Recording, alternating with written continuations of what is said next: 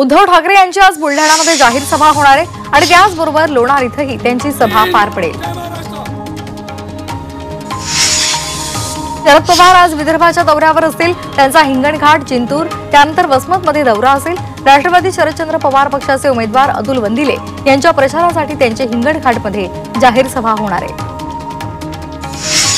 उपमुख्यमंत्री अजित पवार यांची आज वडगाव शेरी इथं जाहीर सभा पार पडणार आहे। महायुतीचे उमेदवार सुनील टिंगरे यांच्या प्रचारासाठी ही सभा पार पडेल आणि त्यानंतर हडपसर आणि पिंपरी मतदारसंघातही त्यांची सभा होईल। मनसे अध्यक्ष राज ठाकरे यांच्या आज जाहीर सभा होणार आहे। गुहागर इथे पहिली सभा होईल आणि त्यानंतर नवी मुंबईमधील चांदपाडा इथे आणि त्यानंतर भांडूपमध्ये सुद्धा सभा पार पडेल। मनसे प्रमुख राज ठाकरे यांनी पुन्हा एकदा परप्रांतीयांचा मुद्दा निवडणुकीमध्ये हाती घेतलाय। देश सर्वांचा आहे, पण कोणी कुठूनही कुठे जाऊ शकतं हे मला मान्य नसल्याचं त्यांनी विधान केलं। संपूर्ण राज्याची सत्ता माझ्या हाती द्या, पोलिसांना 48 तास देईन, संपूर्ण मुंबई साफ करून देईन असंही त्यांनी म्हटलेलं आहे। वडीमधील कोळीवाड्यांवर प्रत्येक बिल्डरांचं लक्ष असल्याचा आरोप मनसे प्रमुख राज ठाकरे यांनी केलाय। तर कोळी बांधव मुंबईचे मालक आहेत, त्यामुळे तुमचा शत्रू समुद्रातून नाही तर जमिनीवरून येणार याकडे कोळी बांधवांनी लक्ष ठेवण्याची गरज असल्याचं त्यांनी म्हटलंय। सत्ता दिल्यास 48 तासांमध्ये मशिदींवरचे भोंगे काढतो, भोंगे काढले नाही तर राज ठाकरे म्हणून नाव सांगणार नाही असं त्यांनी वरळीमधल्या सभेत म्हटलेलं आहे। पराभव समोर दिसत असल्यामुळेच वरळीमध्ये फोडाफोडीचं राजकारण सुरू असल्याचा आरोप शिवसेनेचे उमेदवार मिलिंद देवरा यांनी केलाय। शिवसेनेच्या वरळीमधील पदाधिकाऱ्यांनी शिवसेना उद्धव बाळासाहेब ठाकरे पक्षामध्ये प्रवेश केल्यानंतर मिलिंद देवरा यांनी ट्विट करत टीका केली।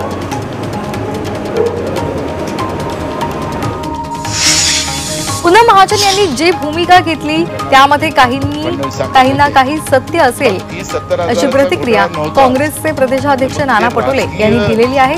त्या घटनेमधून भाजपची मानसिकता स्पष्ट होते असं चित्र आहे, मात्र वास्तविकता काय असेल ते पूनम महाजन या मांडतील असं नाना पटोले यांनी म्हटलं। हा महाराष्ट्राला कसा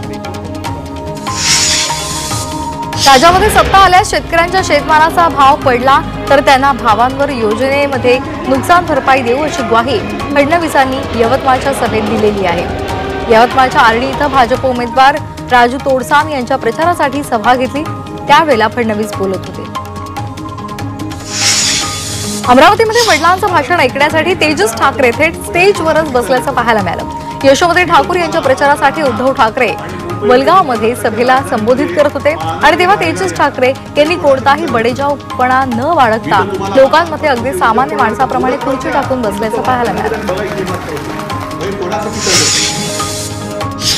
15व्या विधानसभा निवडणुकीच्या प्रचाराच्या शेवटच्या दिवशी सभेसाठी मुंबईच्या दादरमधील शिवाजी पार्क हे मैदान मिळण्यासाठी ठाकरे बंधूंमध्ये चढाओढ पाहायला मिळते।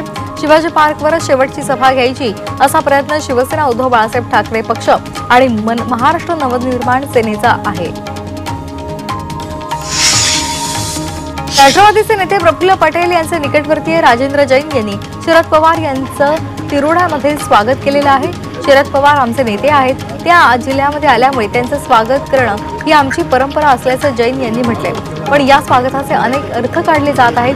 पटेल महायुती सोबत की महाविकास आघाडी सोबत आहेत याची आता जोरदार चर्चा रंगली आहे। किनवटसाठी महाविकास आघाडी सरकारच्या काळामध्ये 1 रुपया निधी देण्यात आलेला नाही, मात्र आमचं सरकार पुन्हा आल्यानंतर आम्ही किनवटच्या विकासासाठी भरीव निधी देऊ असं मोठं विधान देवेंद्र फडणवीसांनी केलंय। पुण्यातील प्रकाश आंबेडकर यांच्या निवासस्थानी उपमुख्यमंत्री अजित पवार यांनी प्रकाश आंबेडकरांची भेट घेतली। काही दिवसांपूर्वी आंबेडकर यांच्यावर अँजिओप्लास्टी करण्यात आली होती। आंबेडकरांच्या तब्येतीची दादांनी विचारपूस केली। विधानसभा निवडणुकीच्या रणधुमाळीत अजित पवार यांनी भेट घेतल्यामुळे चर्चांना उधाण आले। काँग्रेसनं अशोक चव्हाण यांना 2दा मुख्यमंत्री केलं, त्यामध्ये चव्हाणांनी आपलं घर भरलं। आता त्याच काँग्रेसला चव्हाण शिव्या देत आहेत। कितीही बदमाश असलं तरी आईला कधी शिव्या देत नाही अशी खोचक टीका नाना पटोले यांनी केली आहे।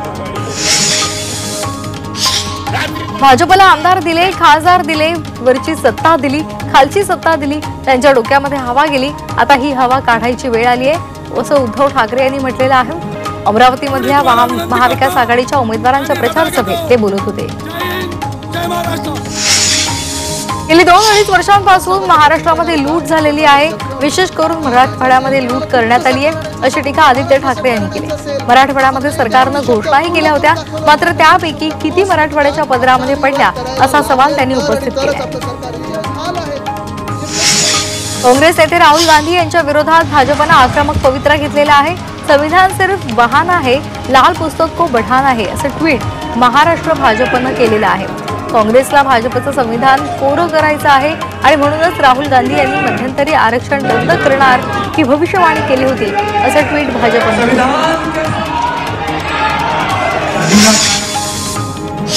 राहुल गांधी यांच्या संविधान सभेवर उपमुख्यमंत्री देवेंद्र फडणवीसांनी निशाणा साधलाय। राहुल गांधी दररोज संविधानाचा अपमान करत असतात असा आरोप त्यांनी केलाय। तर राहुल गांधी यांनी नागपूरमध्ये नौटंकी केली, मात्र ही जनता नौटंकीला बळी पडणार नसल्याचं फडणवीस म्हणाले। देवेंद्र फडणवीस संविधानाला रंगामध्ये अडकवण्याचा प्रयत्न करत असल्याचा आरोप माजी मुख्यमंत्री पृथ्वीराज चव्हाण यांनी ट्विट करत केला। भारताच्या प्रत्येक नागरिकाकडे संविधान असावं या उद्देशानं राहुल गांधी संविधानासंदर्भात प्रभावीपणे जनजागृती करत असल्याचंही चव्हाण म्हणाले। राहुल गांधी यांच्या भारत जोडो यात्रेमध्ये 3 दिवस होतो, मग मी नक्षलाईच आहे का असा प्रतिप्रश्न संजय राऊतांनी फडणवीसांना विचारलाय। फडणवीसांनी राहुल गांधी यांच्या भारत जोडो यात्रेमध्ये अर्बन नक्षलाईज असल्याचा आरोप केला होता। यावर राऊतांनी प्रतिक्रिया दिली। निमगाव केतकीमध्ये आप्पासाहेब जगदाळे यांचे काही इतर नेत्यांनी राष्ट्रवादीमध्ये प्रवेश केलेला आहे आणि त्यानंतर दादांनी हर्षवर्धन पाटील यांना चिमटा काढत पाटलांसोबत कुणीतरी राहू द्या असा चिमटा काढला।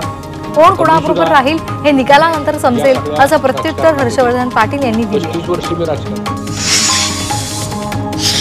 जयंत पाटलांनी महायुती सरकारवर जोरदार टीका केली। राज्यातल्या त्रिकुटाने महाराष्ट्र गुजरातच्या दावणीला बांधलाय अशा शब्दांमध्ये महायुतीवर त्यांनी टीका केली। तानाजी सातपुते यांच्या प्रचारासाठी त्यांनी सभा घेतली आणि त्या सभेत ते बोलत होते। माझ्या मतदारसंघामधील पाण्याच्या एका थेंबालाही धक्का लागू देणार नाही अशा शब्दांमध्ये राधानगरी विधानसभा मतदारसंघाचे आमदार प्रकाश आबिटकर यांनी के.पी. पाटील यांना उत्तर दिले। राधानगरी मतदारसंघामध्ये पाटगाव मध्य प्रकल्पामधील पाण्याच्या मुद्द्यावरून राजकीय वातावरण तापलेलं आहे। पनवेलमध्ये शेकापकडून माजी आमदार बाळाराम पाटील रिंगणामध्ये उतरलेत, तर त्यांनी आपण महाविकास आघाडीचे उमेदवार असून महाविकास आघाडीच्या सर्व पक्षांनी पाठिंबा दिला असल्याचा दावा करत प्रचाराला सुरुवात केली। जनता भाजप आमदाराला कंटाळली असल्यामुळे जनता शेकापला मतदान करतील असा विश्वासही त्यांनी व्यक्त केला।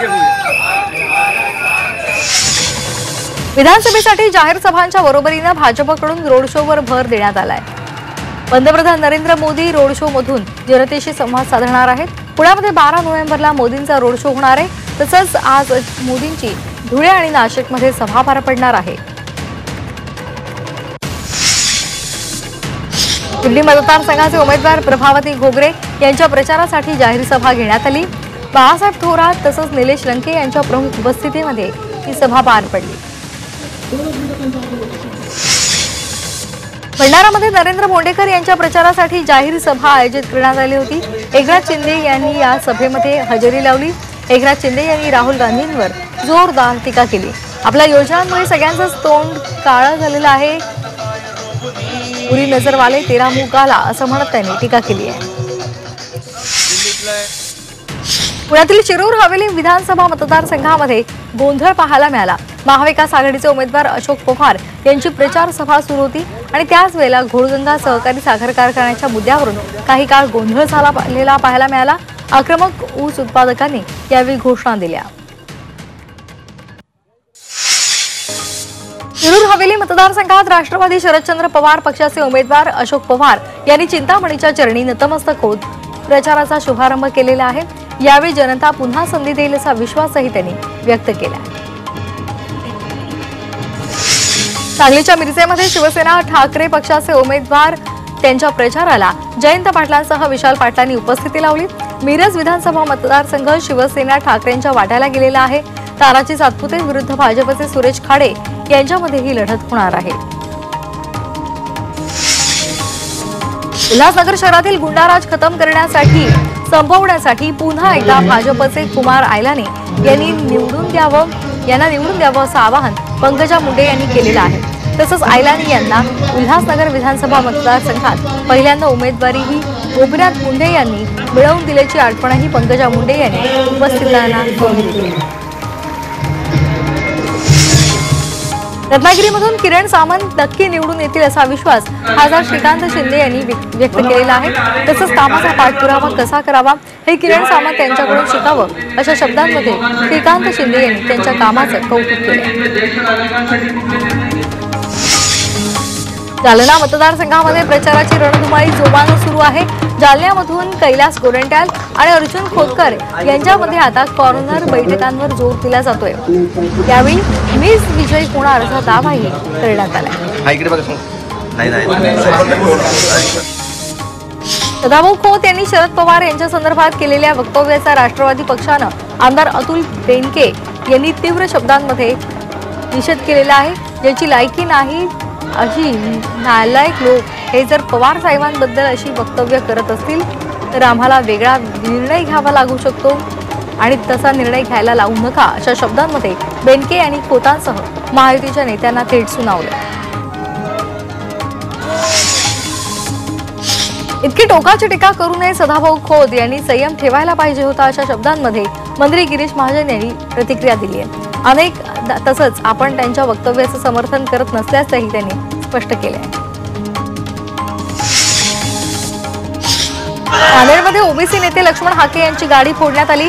गाडी अडवून मराठा आंदोलकांनी घोषणाबाजी केली। कंधार तालुक्यातील बसोटीमध्ये ही घटना घडली आहे। निवडणूक आयोगाच्या पथकाला नवी मुंबईमध्ये कुकरचे बॉक्स सापडले। कोपरखैरणे सेक्टर 17 मधली ही घटना आहे। एका खासगी गाडीमध्ये पथकाला कुकरचे बॉक्स सापडलेले आहेत। विशेष म्हणजे नवी मुंबईमधील शिवसेनेचे बंडखोर अपक्ष उमेदवार विजय चौगले यांची निवडणूक निशाणे प्रेशर कुकर आहे, तर गाडीमध्ये विजय चौगले यांचाही बॅनर होता। संभाजीनगरमधून बातमी आहे। संभाजीनगरमधील सुतगिरणी चौकामध्ये मोठी रोकड जप्त करण्यात आली आहे। निवडणूक पथकाने ही धडक कारवाई केली। यामध्ये तब्बल 40 लाख रोकड ही पकडण्यात आलेली आहे। कारमधून पैसे नेत असताना तपासणीमध्ये ही मोठी रक्कम सापडली आहे। गुन्हेगारी प्रवृत्तीचं उदात्तीकरण करणारे टी-शर्ट विकणाऱ्या विक्रेत्यांविरोधात आणि ई-कॉमर्स प्लॅटफॉर्म विरुद्ध एफआयआर नोंदवण्यात आलेला आहे। ई-कॉमर्स प्लॅटफॉर्मवर प्रसिद्ध गुंड लॉरेन्स बिश्नोई आणि दाऊद इब्राहिम यांच्या चित्रांचं उदात्तीकरण करणारे टी-शर्ट्स हे विक्रीसाठी उपलब्ध केल्याप्रकरणी गुन्हा नोंदवण्यात आला। मालेगाव मार्केट कमिटीमध्ये नोकरीचा आमिष दाखवून व्यापाऱ्यांना 12 तरुणांना गंडा घातलेला आहे। या तरुणांच्या नावे नाशिकमध्ये मर्चंट बँकेमध्ये खातं खोलून यावर 15 दिवसांमध्ये 100 कोटींची उलाढाल करण्यात आलेली आहे आणि त्यामुळे या तरुणाने मदतीसाठी मंत्री दादा भुसे यांच्याकडे मागणी केलेली आहे। पुणे बोगदेव घाट सामूहिक बलात्कार प्रकरणी पोलिसांची दिशाभूल करण्याचा प्रयत्न करण्यात आलाय। मुख्य आरोपी शोएब उर्फ अख्तर शेख यानं पोलिसांची दिशाभूल करत स्वतःचं खोटं नाव पोलिसांना सांगून त्यामुळे पुणे पोलीस आरोपींच्या गावी जाऊन सखोल तपास करणार आहेत।